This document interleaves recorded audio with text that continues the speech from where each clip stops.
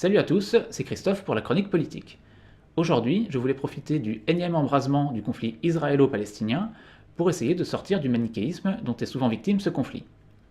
En effet, dans les médias, on voit souvent des images de civils palestiniens confrontés à l'armée israélienne, l'une des mieux équipées au monde. Et de fait, les processus psychologiques étant ce qu'ils sont, on a tendance instinctivement à se ranger du côté de celui qu'on estime être le plus faible. C'est ce que résumait le roi Arthur à Yvain en disant qu'on peut douter de tout sauf de la nécessité de se trouver du côté des opprimés.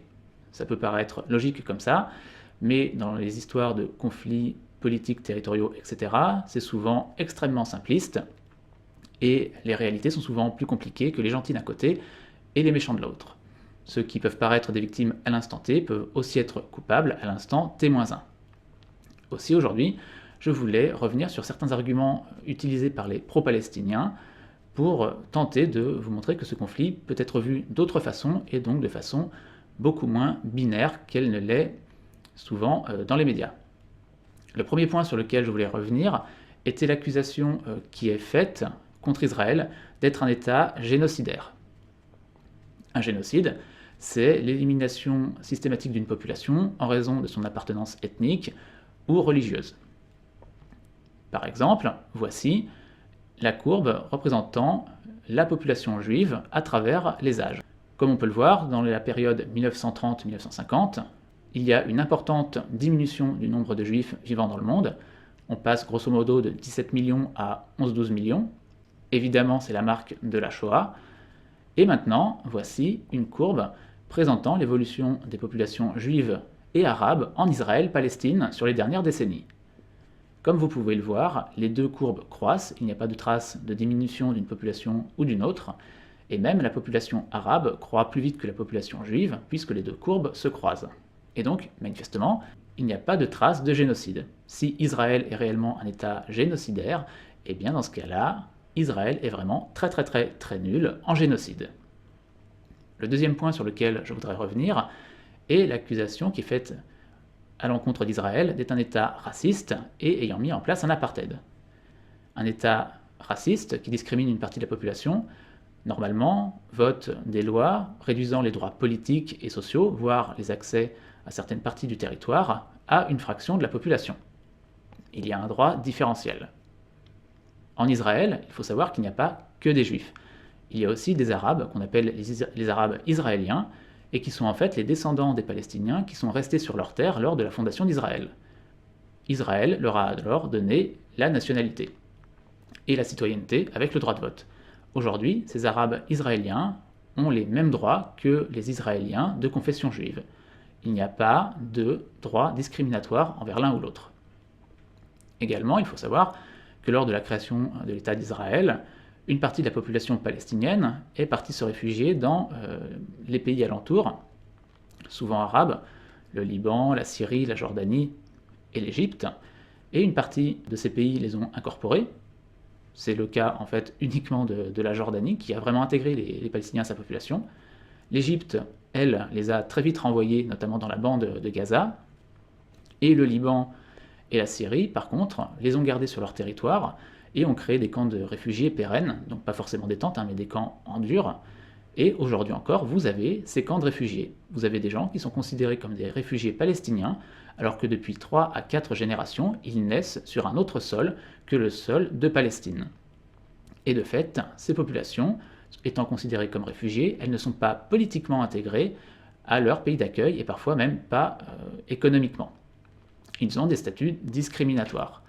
C'est un petit peu comme si, chez nous, en France, lors de la fin de la guerre d'Espagne, on avait accueilli les populations républicaines espagnoles en les parquant dans des camps et en les gardant dans des camps pendant des décennies.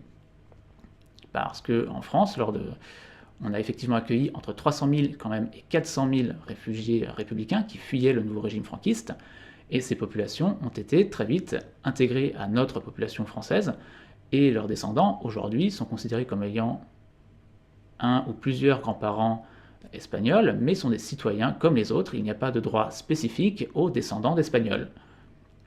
Et ce qui se passe aujourd'hui avec les réfugiés palestiniens, eh bien c'est comme si en France, nous, on n'avait pas intégré ces réfugiés espagnols. Comme si, aujourd'hui encore, à la frontière pyrénéenne, on avait encore des camps de réfugiés espagnols de 3 ou 4e génération. À vous de voir donc qui est raciste entre Israël et les pays arabes alentours. D'ailleurs, cette question de l'intégration au pays d'accueil des réfugiés palestiniens est extrêmement importante puisque si ces pays avaient fait leur devoir de solidarité vis-à-vis des Palestiniens, eh bien peut-être que cette question israélo-palestinienne aujourd'hui serait un petit peu moins inextricable et qu'on n'aurait pas cette question du retour à traiter. Enfin, j'aimerais revenir sur une troisième accusation qui est faite à Israël, qui est l'accusation d'être un État terroriste. Israël, effectivement, parfois bombarde certaines zones d'habitation, notamment à Gaza en ce moment, parce que le Hamas utilise les populations civiles comme bouclier humain. Ce qu'il faut savoir, c'est que Tsahal, avant ces bombardements, prévient les populations pour leur laisser le temps d'évacuer. C'est pour ça d'ailleurs que dans la presse, on peut avoir de belles images d'immeubles qui sont frappés par des missiles, tout simplement parce que les journalistes sont prévenus avant et ont le temps de tranquillement installer leurs caméras. De son côté, par contre, le Hamas, lui, envoie des roquettes qu'il tire depuis une zone peuplée vers Israël dans le but de faire des morts parmi les civils. Il est écrit dans la charte du Hamas que l'un des buts est l'éradication d'Israël. Également, la question israélo-palestinienne génère du terrorisme à l'international. En 1980, en France, on a eu l'attentat dit de la rue des Rosiers, dans laquelle une bombe a explosé près d'une synagogue, faisant 4 morts et plusieurs dizaines de blessés. On sait aujourd'hui que cet attentat a été organisé par un commando palestinien. Également, en 2012, Mohamed Merah a tué des enfants juifs dans une école juive à Toulouse au nom des enfants palestiniens. En janvier 2015, lors des attentats, Hamedi Koulibaly a fait un carnage dans un hyper-cachère au nom de la cause palestinienne. Encore plus près de nous, l'affaire Samuel Paty peut être évoquée. Si Samuel Paty a été assassiné par un islamiste d'origine tchétchène, ce sont en partie des pro-palestiniens qui lui ont mis une cible dans le dos. Sur les médias sociaux, il y a eu toute une campagne le traitant d'islamophobe qui a été notamment mise en avant par un groupe pro-palestinien appelé collectif Cher Yassine étant l'un des fondateurs du Hamas. Également, puisqu'on parle des attentats en France, il faut aussi remarquer que ceux qui manifestent pour la Palestine, dans nos rues, parfois en criant Allahu Akbar, sont aussi tristement absents lorsqu'il y a un deuil national chez nous en raison d'attentats islamistes. Comme par hasard, ceux qui manifestent pour la Palestine ne sont pas là pour manifester leur solidarité avec le pays qui les accueille quand il est victime de terrorisme islamiste. Bref, le conflit israélo-palestinien est beaucoup plus compliqué que ce que l'on veut bien croire chez nous, avec des gentils palestiniens d'un côté et des méchants israéliens de l'autre. J'espère que cette vidéo vous aura donné quelques éléments pour briser cette logique manichéenne. Si c'est le cas, n'hésitez pas à la partager et à vous abonner à la chaîne.